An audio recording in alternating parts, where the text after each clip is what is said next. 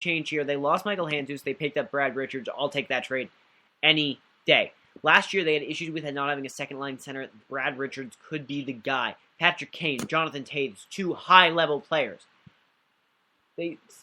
I should note I'm really not a fan of Corey Crawford, but that doesn't matter. He's still not a bad goalie. They're a good team. They were third in the Central last year, which is kind of surprising, but they lost in the conference finals to LA. I look for them to be a little better than third this year in the Central. What about you? I think they can do a little bit better. Obviously, like you said, love Brad Richards a lot more than Handzus. I don't know why the Blackhawks haven't been better, because the Avalanche, they took a first-round exit of the playoffs. I think the Blackhawks will move up to first this year. Alrighty.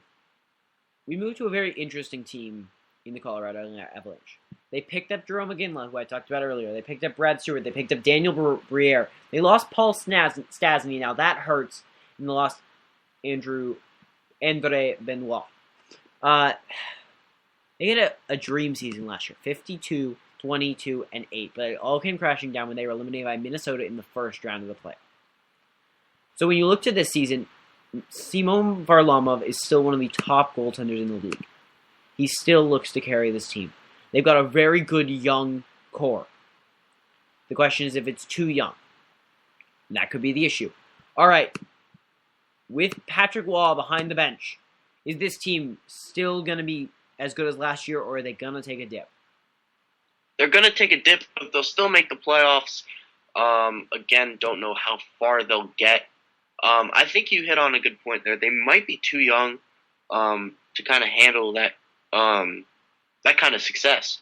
So we'll see how it plays out. I like the addition of Iginla a lot. I'm going to disagree, and I'm going to take the Avalanche. I think they're going to stay about the same. I think Patrick Waugh is a very good coach, and I think this young core is getting experience together. So I think solid team. All right, we move on to the Dallas Stars. Jason Spezza was added. Alice Hemsky. Ales. A-L-E-S. Alice Hemsky. We're going to go with that. And Hemsky. And Anders Limbach was added. Hey, we already heard about him. All right. They lost Chizion. We have to talk about Tyler Seguin and Jamie Benn. Those are the two big names on this team. The big scorers. The question is, can Kari Lehtinen actually hold the team as a goalie? I don't think so. I see them missing the playoffs this year.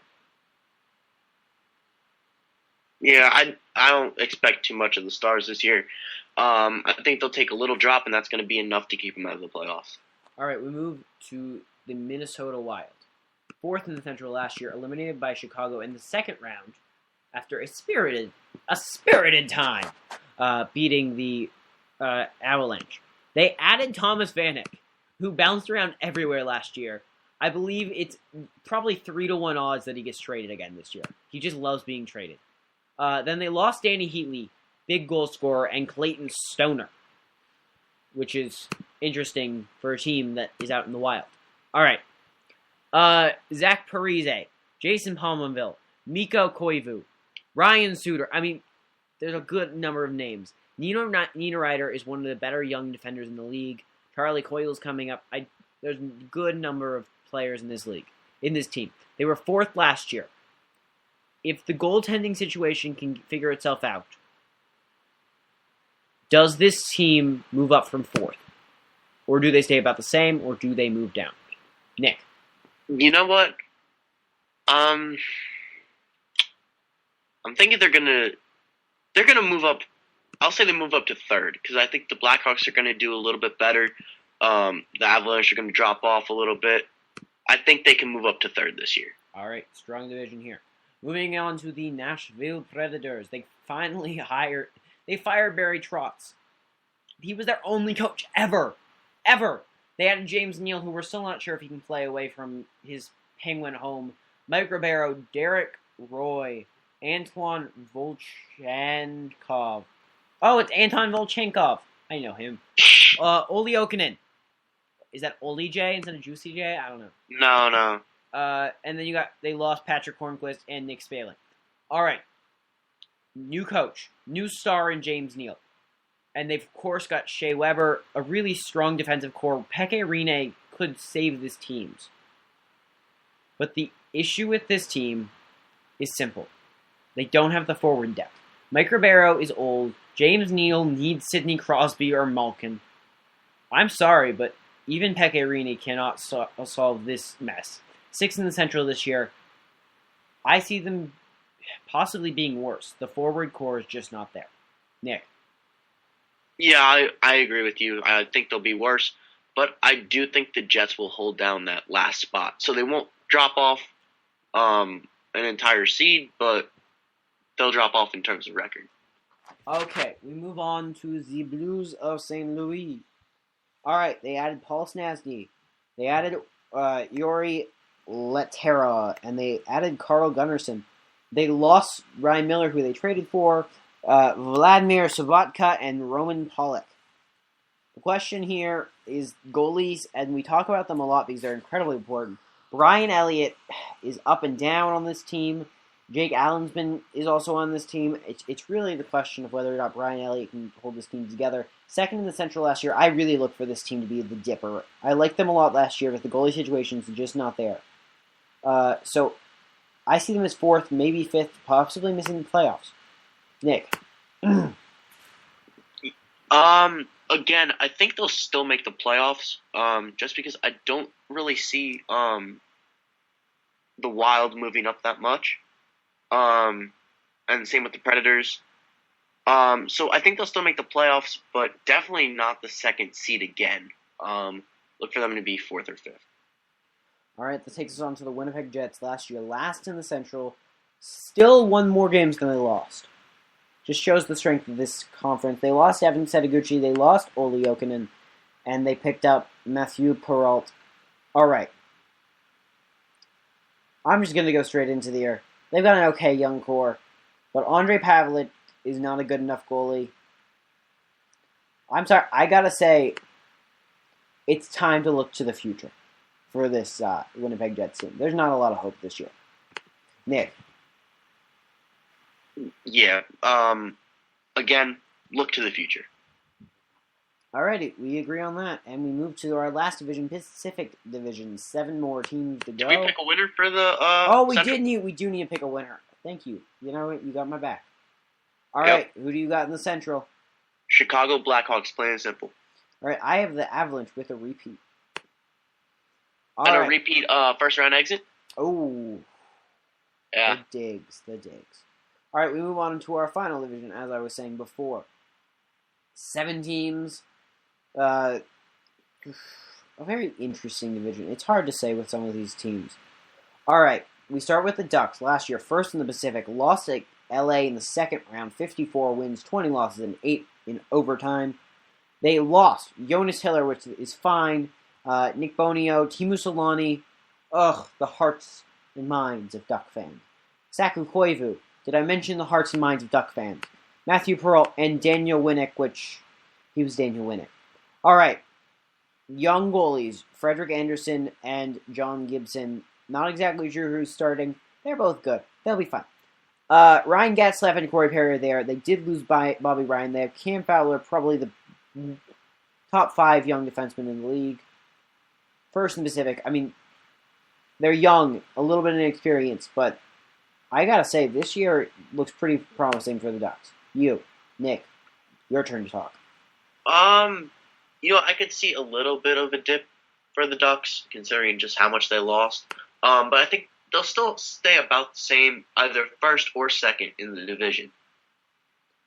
Alrighty then, we move on to the team next. And it's the Arizona Coyotes this year, not the Phoenix Coyotes. Yes, they've changed their name. They were the team last year. They were 4th in the Pacific, but because of the playoff restructuring, they missed the playoffs. 37, 30, and 15 easily would have made the playoffs in the East. They added Sam Gagne, Joe Vital, lost Mike Ribeiro, and redeemed Urbeta. All right, the really big question here is whether or not Mike Smith can be a goaltender. This is a big guy, I should say. He's hard to score on just because he's so big and pretty athletic. A lot of it's the big factor. He's a stone-cold stopper goalie. you know what? It's a division with a lot of good goalies. But if Mike Smith can play well, this team's probably back in the playoffs and possibly making a run. Shane Doan is back, which we're not even sure if he's still alive or a ghost. He's that old. But it's an interesting year for the Coyotes. Nick, do they miss the playoffs again, or are they in this year? I think they'll make it. Not even a huge improvement in terms of record. I just think they'll get a little lucky in terms of the Central Division and get in there. Can we also confirm that Phoenix is a city in Arizona?